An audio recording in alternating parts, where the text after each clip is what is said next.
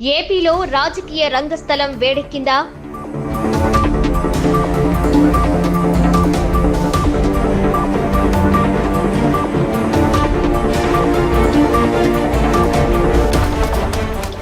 MLC Botsa వ్యాఖ్యల వెనుక రహస్యమేంటి?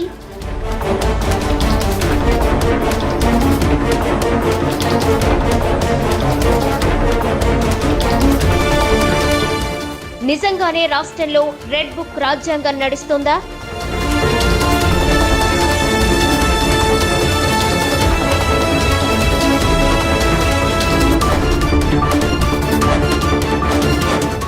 తాడిపత్రి పెద్దారెడ్డి ఘటనపై ప్రభుత్వ వైఖరేంటి?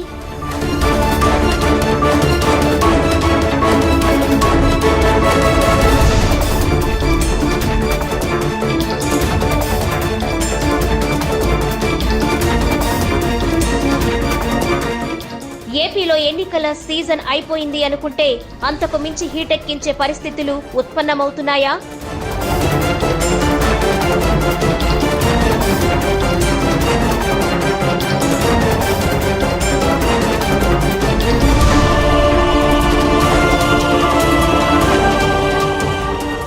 కూటమి భారీ మెజారిటీతో అధికారం చేపట్టి వైసీపీ ఘోర ఓటమి తరువాత ఏపీలో రాజకీయాలు ఒక్కసారిగా హీటెక్కాయి.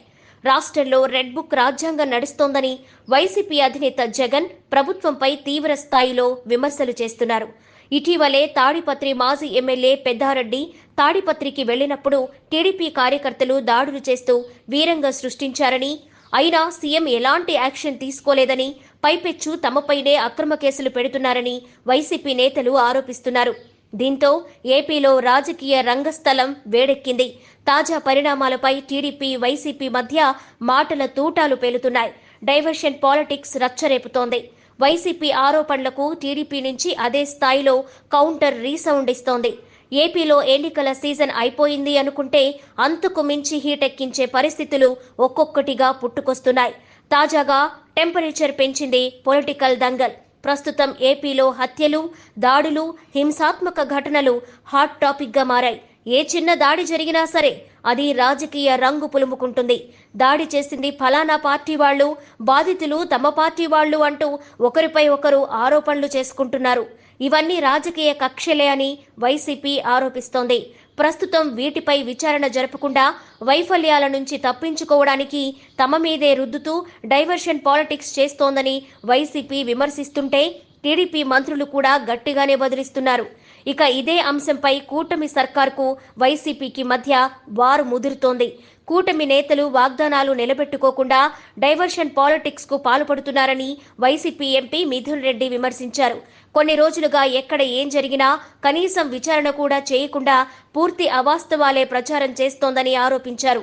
పొంగనూరులో జరిగింది ప్రతీకార దాడులేనని ఆగ్రహం వ్యక్తం చేశారు మిథున్ రెడ్డి. ఇక ఇదిలా ఉంటే ప్రతిపక్ష నేతలపై పెడుతున్న కేసులపై ఎమ్మెల్సీ బొత్స సత్యనారాయణ కీలక వ్యాఖ్యలు చేశారు. తాము ఎలాంటి కేసులు ఎదుర్కోవడానికైనా సిద్ధంగా ఉన్నామని, అయితే తప్పు చేయకపోయినా కక్షగట్టి రాజకీయం చేస్తున్నారని ఫైర్ అయ్యారాయన. చట్ట ప్రకారం కాకుండా కక్ష సాధింపులకు పాల్పడితే వైసీపీ మళ్లీ అధికారంలోకి వస్తుందని కూటమి నాయకులు ఈ విషయాన్ని గుర్తుపెట్టుకోవాలని అన్నారు. ఎక్కడ చిత్తు కాగితాలు తగలబడినా ప్రభుత్వ ఫైల్స్ దగ్ధమయ్యాయని ప్రచారం చేస్తూ ఉద్యోగులను కూడా సస్పెండ్ చేసి వేధిస్తున్నారని మాజీ చీఫ్ విప్ గడికోట శ్రీకాంత్ రెడ్డి ఆగ్రహం వ్యక్తం చేశారు. కేవలం ఆరోపణలు, తప్పుడు ప్రచారానికి పరిమితమవుతున్న తీరు చూస్తే ప్రభుత్వం ఫెయిల్ అయినట్లే కనిపిస్తోందని శ్రీకాంత్ రెడ్డి అన్నారు. ఇలా వైసీపీ నేతలంతా 1 by 1 సర్కార్ను టార్గెట్ చేస్తున్నారు. వైఫల్యాల నుంచి తప్పించుకోవడానికే డైవర్షన్ పాలిటిక్స్ నడుపుతున్నారని వైసీపీ ప్రధాన ఆరోపణ చేస్తోంది. ప్రభుత్వం మాత్రం ఆ ఆరోపణలు కొట్టేస్తోంది. ఏపీలో కక్షలు లేవు, ప్రతీకారాలు లేవన్నారు హోంమంత్రి అనిత. ఏపీలో శాంతి భద్రతలు అదుపు తప్పాయన్న ఆరోపణలకు గత ప్రభుత్వ వైఫల్యాల్ని ఎత్తిచూపారు మంత్రి అనిత. ఇలా ఆరోపణలు ప్రత్యారోపణలతో ఏపీలో ఏం జరిగినా రాజకీయమే అవుతుంది. 3 నెలలకే పరిస్థితి ఇలా ఉంటే ముందు ముందు పరిస్థితులు ఇంకెలా ఉంటాయోనని రాజకీయ వర్గాల్లో తీవ్ర చర్చ జరుగుతోంది.